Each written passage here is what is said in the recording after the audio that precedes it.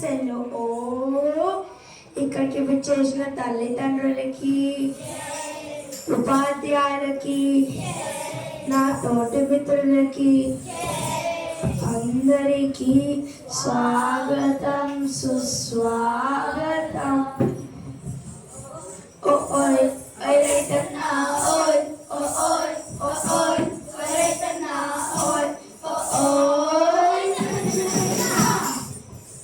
ఇదిగో రైతన్న ఒకనాడు సమయకాలం కుటుంబాన్ని పిలిచి, బిడ్డ ఈ రోజు నేను పొలానికి పోయి చూసుకొని వస్తానని బయలుదేరుతున్నారు. ఎలాగంటే ఇదిగో కళ్ళల్లో ఆశలతో, గుండె నిండా ప్రేమతో, నేలల్లో నేలంగా, చేతి నిండా గింజలతో బయలుదేరుతున్నాడు రైతన్న.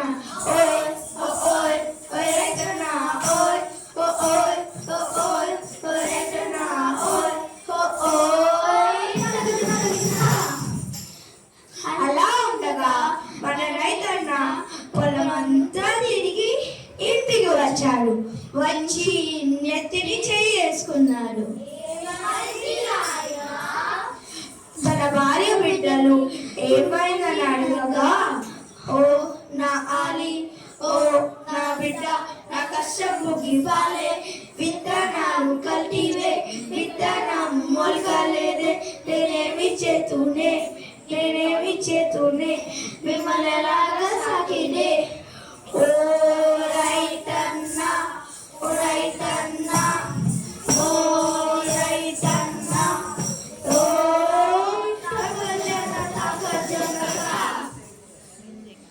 ఖరీఫ్ పంట పైన కష్టంతో రైతు 3 నెలలు బాధపడి రబీ పంటకు సిద్ధమయ్యాడు. అవును, రైతుకు పండించడమే తెలుసు, నష్టం వచ్చిందని వదిలేయడం తెలియదు. అందుకనే వాళ్ళ భూతల్లినే నమ్ముకున్నాడు. పడ్డాడు. మొన్న తగిలిన దెబ్బ ఇంకా బాగా యాదుకుంది. అందుకనే ఈసారి మంచి విత్తనాలు వేసి పదులు కట్టి దిగుబడిచ్చాడు.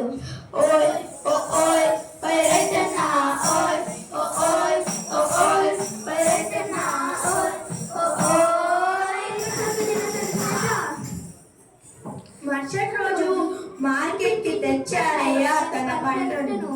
వచ్చేటప్పటికి వర్షాలు, యాటలో ఖాళీ లేదు, రోజు మీదనే కూర్చున్నాడు. పంట మొత్తం పాడైంది, రైతుకంతా కన్నీళ్ళు.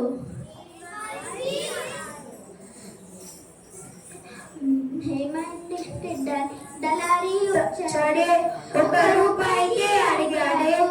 తన సరుకుకు వేరే వాడు లేని అడ్డని రైతు తన పంటని రోడ్డు మీదనే పారబోసి ఇంటికి వెళ్ళిపోయాడు.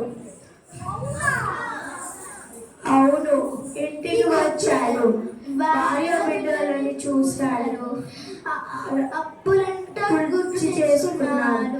గుండాలి చేరాయించాడు. ఓ నా బిడ్డ, నా కష్టం ముగిపాలే, రూపాయి రేటు పలికే, దళారీ చేతుకి చిక్కే, నేనేమి చేతూనే మిమ్మల్ని ఎలాగా సాగలే.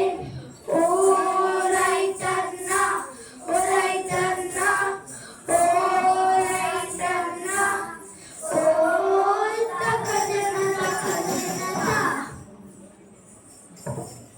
అయితే అన్న, మనం రైతుకి ఏ విధంగా సాయపడలేమా? తన కష్టం ఎప్పటికీ తీరదా? ఓహోహో రైతన్నా, నువ్వు బాగుండాలి రైతన్నా, నువ్వు బాగుండాలి రైతన్నా. మనం రైతుకి ఏ విధంగా సాయపడలేమా? అయితే ఏం చేయాలి? కల్తీ లేని విత్తనాలు ఇవ్వాలి, 2 ఇవ్వాలి, నీటి ఇవ్వాలి,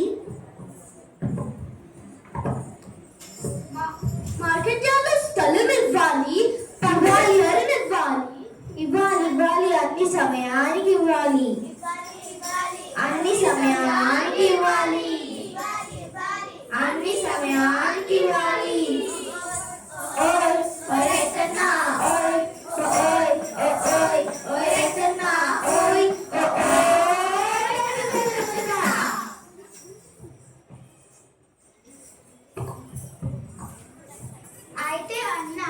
ఇంత జరుగుతుంటే ప్రభుత్వం ఏమీ పట్టించుకోవడం లేదా?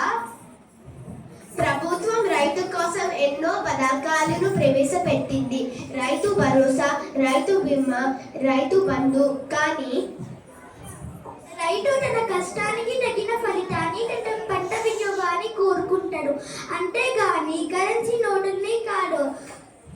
ఎవరో వచ్చి పంట నష్టాన్ని అంచనా వేసి ఇచ్చేది ఏమీ కాదు. రైతు ఇప్పుడు రాజుల బతకాలిరా, అంతేగాని ముష్టివాడిలా కాదు.